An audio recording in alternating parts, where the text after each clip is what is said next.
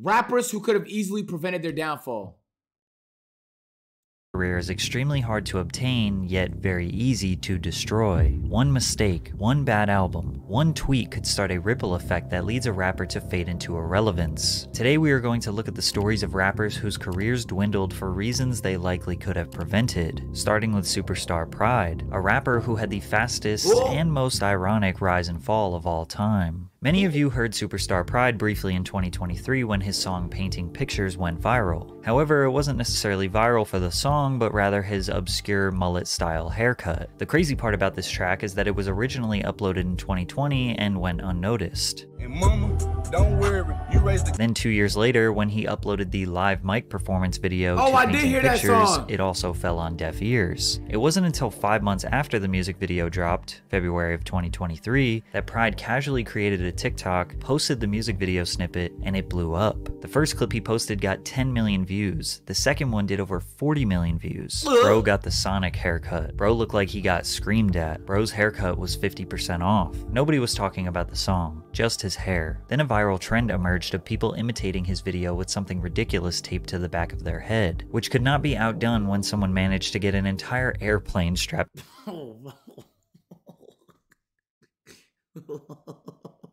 Yo, interviews on the internet do so much, man. to their head. The opening line, "Mama Don't Worry," was also getting stuck in people's heads, which led to the song amassing 160 million streams on Spotify and over 30 million on YouTube. Painting Pictures shot up to number 25 on the Billboard Hot 100, and every major label got into a bidding war trying to sign him, but he sided with Steve Stout and his independent structured music label, United Masters. And he wanted like $5 million from a label.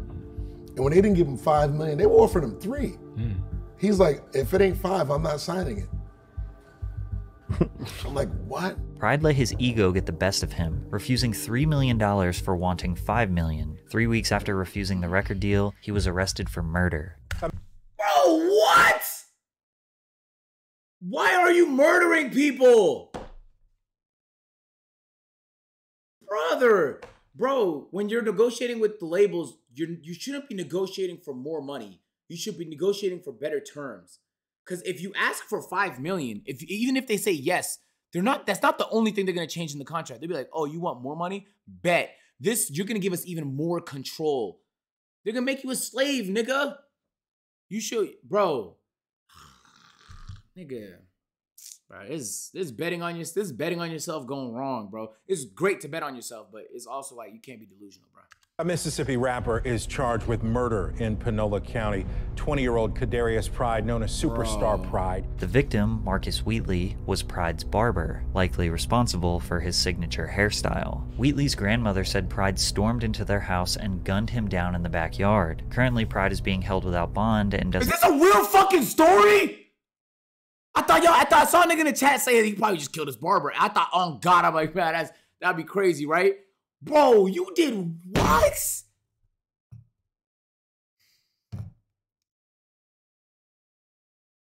God damn it, some niggas is dumb, bro. Doesn't have a trial set. Nobody knows what happened or why it happened. But a rapper going viral for his ridiculous haircut in February, then allegedly murdering his barber a few months later after denying $3 million is the most insane self-sabotage I have ever seen. Nah, literally if you thought though. Pride's story was a poetically ironic form of self-sabotage, meet Chance. If he did that, bro, keep him in jail, bro. I'm be honest, keep him in jail. Just keep him there. Because if he did do that, keep him in jail, my nigga. Killing people over bad haircuts that I don't even know. I don't know the story behind it, but it's not worth death, bro. That's crazy. Chance. All right, here we go. And if you thought Pride's story was a poetically ironic form of self-sabotage, meet Chance the Rapper, who once famously said, "I met Kanye West, I am never going to fail," but still managed to fail. Chance the Rapper's 2013 mixtape, Acid Rap, was universally praised by hip-hop fans. His raspy voice and sprinkle of soul combined with his youthful, positive energy made this project a masterpiece. Tracks like Cocoa Butter Kisses and Favorite Song have aged like fine wine, but Chance was in no rush to capitalize on his buzz. He worked on his next mixtape for 3 years. He had the whole city of Chicago rooting for him and garnered support from the biggest artists in the world, including Kanye West, who featured Chance on his 2016 album, The Life of Pablo. Chance's part on Ultralight Beam is one of the— Yo, this was a fucking great album, bro. Grade 10R, thank you so much for the 5 gifties. Thank you so much for the 5 gifties. I appreciate that. Biggest highlights of the project. Coloring Book was his 2016 mixtape that served as the perfect follow-up to Acid Rap. Chance's cadence, soulful lyrics, and euphoric beat selection was unlike anyone else in hip-hop was an all-time album, bro. Especially on tracks No Problem and All We Got. He earned a Grammy for Best New Artist, and some people even believed he could give Drake a run for his money, but then he blew it. Starting with a track called Groceries, a corny TikTok song that was heavily marketed on Triller to capitalize on the Whoa dance craze. The song went viral, but when fans criticized it on Twitter, his responses would put a nasty stain on Hate to do it to him, but Chance the Rapper Grocery song is one of the least pleasing things I've ever heard. His reputation. People have different tastes and that's fine, but the way you're talking to fans who have been with you since he's reading 10 days disappointing, and that ego reflects on the quality of your newest music. Eat it. You are a spoiled child who thinks artists are making music for you. I never intended for you to find or like anything I made. If I knew you existed, I would have tried my hardest to keep you from being able to enjoy it. Now go eat it again. Then Chance over and over again told the fan to eat it. This interaction was a far cry from the positive and wholesome Chance the Rapper fans loved. Then he dropped his debut album, The Big Day, on July 26, 2019. The Big Day was a reference to his wedding day, which he was planning during the creation of this album. Chance mentions his wife and family over 20 times on the record, which became a huge meme. And while his intentions were pure, the album simply was not good. I am genuinely feeling like a strong 0 on this record. Fans hated the project as well, and were quick to let him know. On Twitter, Chance would block anyone who poked fun at him or said anything negative about the album. With the influx of hate, he responded with extreme measures. I'm getting this crazy feeling that people want me to end it. These desperate tweets combined with his lazy album would lead to him canceling his 32-city arena tour, saying that he was instead going to focus on spending time with his family, which again sounds understandable, but it was a lie. The tour was actually canceled due to, quote, historically low ticket sales. But it was historic? Oh my God, how did it get historic? Oh Lord, I've heard of low ticket sales, but when it gets historic, man, that's nuts. That is actually nuts, bro. According to his now ex-manager Pat Corcoran, Chance fired his manager, then blamed him for fan disappointment in The Big Day and underwhelming fan support for its associated tour. Corcoran would go on to file a lawsuit in November of 2020 against Chance the Rapper for breach of contract, stating that he is owed over $2.5 million in reimbursed expenses for supporting and promoting Chance's career, an additional $3 million for unpaid commissions, and 15% of Chance's net profit across all business earnings. The lawsuit His manager deserves that? What in the finesse? No, you don't, nigga. Sit your ass down, bro. You better win that shit in court, pussy. Bro, this is not his label. That's his manager. What the fuck is you talking about? Why would your manager...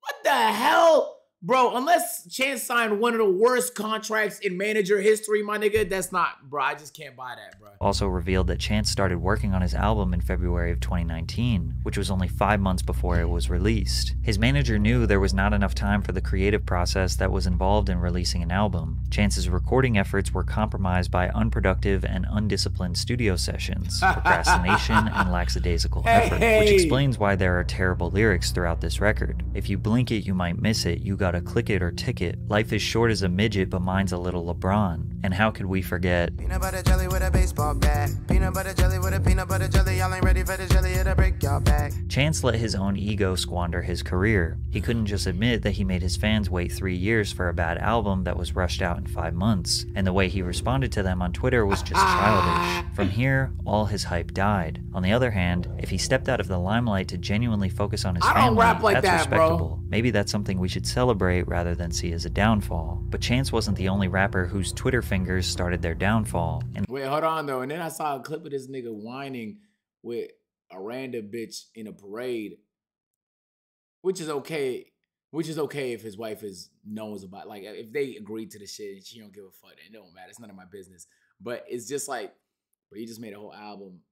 Anyway, it really is none of my business at the end of the day. But I do know that did add to then see as a downfall. But Chance wasn't the only rapper whose Twitter fingers started their downfall. Who the hell is in that? the case of OG Mako, he pretty much forced everyone to hate him because of his tweets. In 2014, OG Mako had a ton of momentum after his song You Guessed It went viral on Vine. This track was unlike anything we had ever heard at the time. Before mumble rap took over, we had OG Mako screaming insane ad-libs over the most simplistic, hard-hitting trap beat. He had a darker, more rock-like aesthetic and even called himself not a rapper, but a rock star. The song reached number 90 on the Billboard Hot 100, and he could even be credited with inspiring many rappers after him. It definitely inspired Keith Ape, who just released a track called Itji Ma that sounded suspiciously similar. Just listen to them at the same time.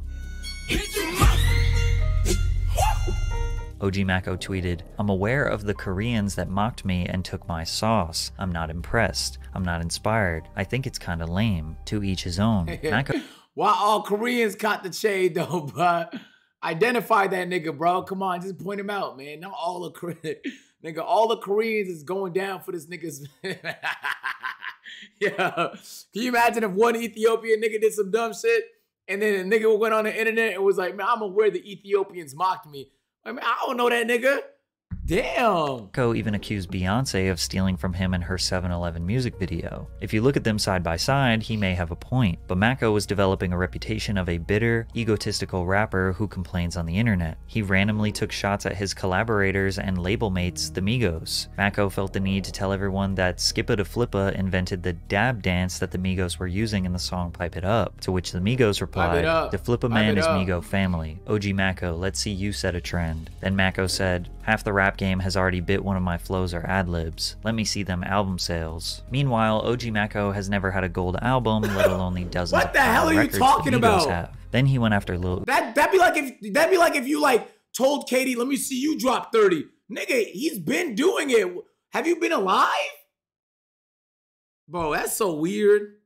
has never had a gold album, let alone the dozens of platinum records the Migos have. Then he went after Lil Uzi when XXL tweeted, "Lil Uzi is rap's newest rock star." He tweeted, "Dudes don't just become rock stars. Somebody gotta show you the way. Stop playing with my name," with a picture of Uzi at an OG Mako show on stage behind him. Then Academic said, "You paved the way for Uzi?" Then Mako replied with dozens of tweets over the next hour. Academic said, "You paved the way for I'm Uzi?" reading those. Then Mako Without a doubt, Coach had him with us in the beginning, flying out to shows. They didn't sign. He kept the sauce. Damn. replied with dozens of tweets. It's all love, but I find it incredible that you journalists don't notice I'm being recreated over and over. Damn. Tweets over the next hour. And act like any of this shit is innovation. It's not. I just want y'all to be 100 about it and stop clowning. Damn. Or trying to explain why he is Me and Reese did a lot for niggas and got so little credit for it. If everyone else can be a bitch, I won't. Fuck it. Damn. so influential. And that movement he has, I'm proud of. It's the gross negligence for facts I hate. It's damn near criminal. Damn. And Uzi was stealing his God damn, this nigga. Yo, bro, did you go outside ever, or were you just tweeting all day, nigga? Jesus. sauce. He also randomly took shots at Future. I love Future, but I also understand Future has destroyed countless lives by making it cool to be a drug addict. People looking up to loser attitudes because this generation is afraid to strive for anything. It's y'all's fault. Okay, all right. I don't know if we could blame Future, but he is responsible for a lot of nigga drug addictions, bro. Hey, this guy keep it a buck, bro. And you know he's not lying, because in one of A Boogie's songs, I think it was 4 Minute Combo, he literally said, "You inspired me to take Addies." So if he did that to other rappers, he most definitely did that to the civilians, bro. So, and the crazy thing is he doesn't take drugs. That nigga Future doesn't even do shit. That nigga does not do shit, bro. He literally said in an interview, bro. That's so nuts. All this lame ass shit is possible. Again, he may have a point here, but fans replied to Mako calling him a hypocrite since he raps about the same stuff. But Mako claimed he was dumbing down his music to blow up. You guessed it, was not luck. It wasn't an accident. I made the dumbest song I possibly could on a beat full of bass and knew it would blow. I manipulated over 40 million minds and counting based on the exact same principles that I'm preaching. Who's more qualified to say this? Now, Mako has always made more conscious, focused music with substantial lyrics. Like Jason, Michael, Freddie, and Idi Amin. After your civil syllable war, niggas should have been prepped before. But a lot of his music was just mediocre, boring trap. So if he claims to be such a genius, why wasn't he able to do it again? Wait, was he talking During about his him, brief though? moment of popularity, Mako consistently released music on SoundCloud, but nothing sounded anywhere near as innovative, fun, or interesting as you guessed it. His downfall was easily due to dissing rappers for absolutely no reason, non-stop complaining on Twitter, and trying so hard to take credit for the success of anyone else. Was he an innovator? Absolutely. But he spent too much time talking about how influential he was on Twitter rather than trying to create a legacy to maintain his career. But what happens when the reason a rapper blows up is the same exact reason why they had a downfall? On July 26, 2016, just a few weeks after his 16th birthday, SoundCloud rapper Tay-K and 5 others conspired to rob a 17-year-old drug dealer, Zachary Belote. The crew broke into the house around 10 p.m., and the robbery went wrong, which led to the drug dealer's friend and roommate, Ethan Walker, being fatally shot. Tay-K admitted during the police interrogation that he was not the shooter, but was there looking for drugs and money. He had been released from custody pending the trial and was placed on house arrest with an ankle monitor. For the next 7 months, Tay-K sat in his room, making music, releasing it on SoundCloud, and built up a following. With no money for a lawyer and quickly approaching the hearing for the murder, Tay-K infamously tweeted that he was tired of house arrest and the police. Well, I did not know he said this on Twitter, man. Fuck this house arrest shit. Fuck 12. They gonna have to catch me on hood. Hey, man, Twitter is a crazy place, man. Man. Hey, that's actually genuinely hilarious, bro. That's actually genuinely very funny. Police were going to have to hunt him down. While on the run from the police, Tay-K was very active on social media. He was like 15 though, bro. Fans posted pictures and videos of him in public. But Tay-K and his friends were desperate for money. He robbed a 65-year-old man named Skip Pepe at gunpoint in Arlington's Craven Park. He then attempted to rob a cameraman named Mark Anthony Saldivar in a Chick-fil-A parking lot. Mark began screaming for help as he tried to escape. Then Tay-K hit him with the car before getting out, fatally shooting him and driving off. San Antonio police connected Tay-K to the murder due to surveillance footage and posted wanted signs. Bro, this nigga was evading a robbery charge, and while he was evading it, he committed murder, allegedly. Is it alleged? No, he's in jail. He's convicted. What the fuck? Yo, Catabans, thank you for the 10 months. Around the city. Tay-K saw this as a marketing opportunity, posting pictures and videos with the wanted sign. He then dropped a song called The Race on SoundCloud, which essentially told the story of him being a fugitive, robbing and killing people while on the run from the police. After filming and releasing the music video to The Race, Tay-K was captured by U.S. Marshals in Elizabeth, New Jersey. The shockingly true story led to the 17-year-old exploding in virality. The Race secured hundreds of millions of views on YouTube, reached number 44 on the Billboard Hot 100, and hashtag Free Tay-K became a movement supported by some of the biggest rappers in the game. He even signed a $700,000 record deal, but none of it mattered because he was behind bars. And in 2019, he was given a 55-year sentence after being found guilty of murder and 3 counts of aggravated robbery. Obviously, Tay-K's downfall could have been prevented if he simply did not commit these heinous acts. But as bad as it sounds, bro, he was like 15. He got 55 years? Well, he didn't murder a nigga though, bro. Oh my God. I hate that I have to detach niggas' crimes from their music, bro, because it's a banger, bro. It's such a good song. none of us would even know about him if he didn't actually rob and murder people, then make songs about it while mocking the police on the run from the law. Rap fans glamorize this type of behavior because the music is, a lot of the time, violent and derogatory. So if you're gonna rap about it, fans want you to be about it. But the fans won't be the ones sitting in the jail cell. Pooh Shiesty is an example of someone who was heavily rewarded for his violent music. His song Back in Blood, featuring Lil Durk, was essentially a song about killing your enemies. This track would reach number 37 on the Billboard Hot 100. It's crazy when you put it like that. I never heard this. I genuinely don't know what they talk about in that song. I know some of the lyrics too, but I genuinely have no clue. I didn't even think that. That's how detached I am from the lyrics of music, that I can listen to the most violent song and then I won't think like, that was a good song about murdering my opponents. You know what I'm saying? It was a great song though. Great time to be alive. 100 and secured himself as a promising new talent in hip-hop. But at this peak of his new career, he got arrested. His crew were at the King of Diamonds strip club in Miami, Florida. Allegedly, Shiesty had money taken from him, which led to major commotion in the club. Security acted accordingly and escorted Pooh Shiesty out of the club, but he forced his way back into the club and accidentally fired a handgun at a working security guard. Pooh Shiesty turned himself in on June 8th, 2021, and had his hearing the following day, where he would be denied bond. He would later be sentenced to 5 years and 3 months in prison on April 20th, 2022. He could have easily just left the club and let others go handle the money situation, but maybe he felt the need to live up to his Back in Blood lyrics, "I got my own fire, don't need security in the club." If you haven't noticed, rappers and shootings seem to be a very common trend that leads to their downfall. Tory Lanez is no different. However, many people still question if he is actually guilty of being the shooter. In 2020, Tory Lanez was at the peak of his career. His feature on Jack Harlow's What's Poppin' reached #2 on the Billboard Hot 100 while objectively being the best verse. His album, The New Toronto 3, debuted at #2 that's one of my favorite albums, bro. That might have been my favorite album that year. Billboard 200. He broke the record. I lied. My Turn came out that year. For the most live viewers in an Instagram Live during his quarantine radio show during the pandemic. However, on July 12th, 2020, he was arrested on a felony gun charge while out with Megan Thee Stallion after attending a small party at Kylie Jenner's house. The public was also informed that Megan had cut her foot on broken glass. Then 3 days later, she changed her story to say that she was shot in the foot. Then 1 month later, she said this. Yes, this nigga Tory shot me. You shot me. And you got your publicists and your people going to these blogs lying and shit.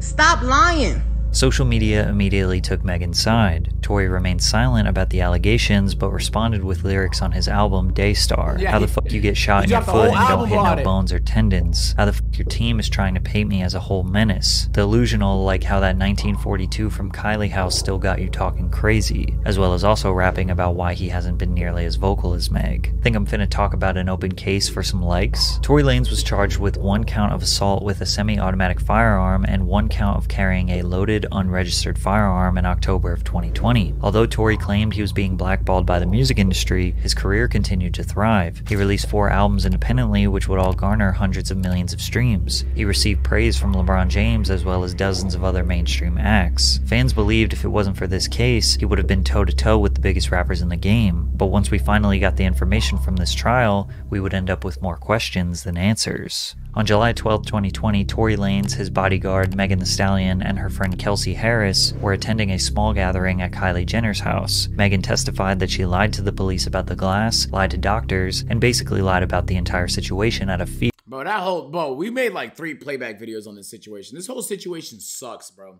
The reason why it sucks is because we know people are lying, and the judge was never able to figure out who. Does that make sense?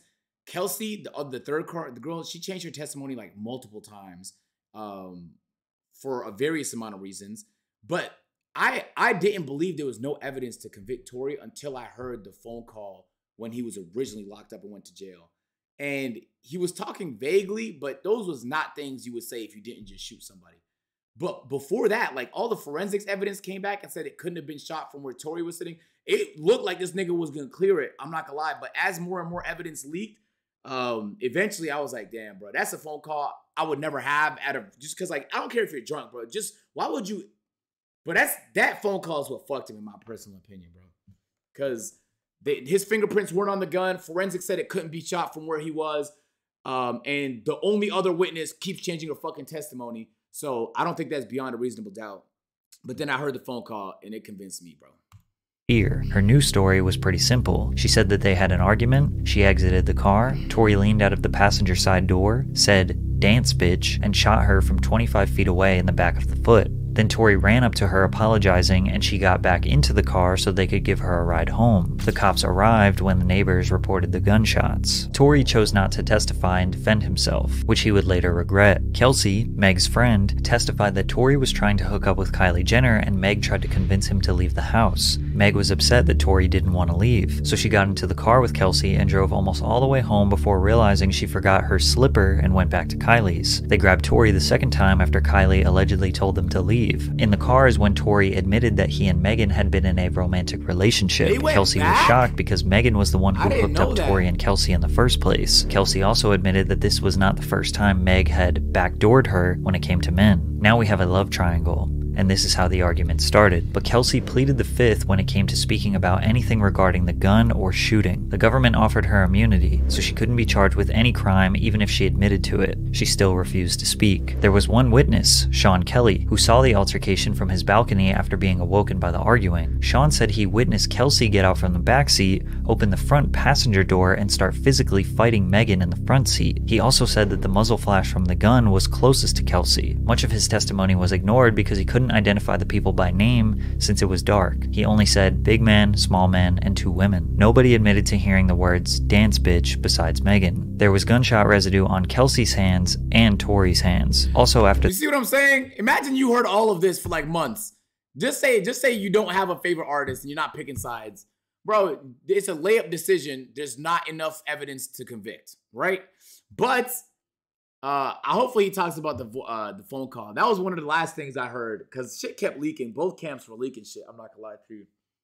this night, Kelsey and Megan stopped being friends after being best friends for 7 years. When Tori was initially jailed, he called Kelsey and apologized multiple times to her. I know she's probably never ever gonna talk to me ever again, but bruh, I just want you to know, I was just so drunk. I don't even know what was going on. I'd never do some shit like that. Regardless, that's not gonna make anything right, and that's not gonna make my actions right. But I'm deeply sorry for that. I never even moved like that at all. Bro, this nigga said that on a jail call, bruh. Man. And the thing is that could apply to cheating on her. That could apply to anything you're doing that's fucked up. But the lawyers are gonna make it, they're gonna be like, it has to do with the gunshots. So it could apply to, if I cheated on you, then I could say those same exact words and all of it would apply. But the point is now that makes him look guilty. And I'm like, bro, why would you say those things? Because he didn't say he shot her in the call, but that's what was inferred, bro. Man, bro. That's why you need a lawyer as soon as, bro, because your lawyer would tell you not to do that, bro. Tough. People speculated Tori was apologizing for sleeping with both of the women and causing chaos. Others see this as an obvious admission of shooting the gun. Some people think it was Kelsey who was angry and shot Megan. Some people think Megan was the one who accidentally shot her own foot. Some people think that Kelsey pleading the fifth was her attempt to try to save both of them. But at the end of the day, the jury decided he was guilty. And because of that, Tori was sentenced to 10 years in prison. Yeah, to be fair, he was getting time in prison regardless just for having the gun, right? But it was like, now it's additional time for shooting somebody in the foot. So he was getting time regardless, my nigga. Nigga had an unregistered gun with ammo in it, bro. So he was doing time regardless, my nigga. That being said, that was a good video, Patrick. W fucking video. I don't think Tori's career is cooked, though. I don't even think TK's career is cooked. No, it is. He's doing 55 years. But, like, these songs are still pulling, like, fucking 5 million monthly listeners and not dropping no music. It's kind of impressive. Oh, so you like the video? Boom. You're gonna like that one too, man. Go ahead, just. Bro, click the video. What the? Bro, that's what I be saying. Like.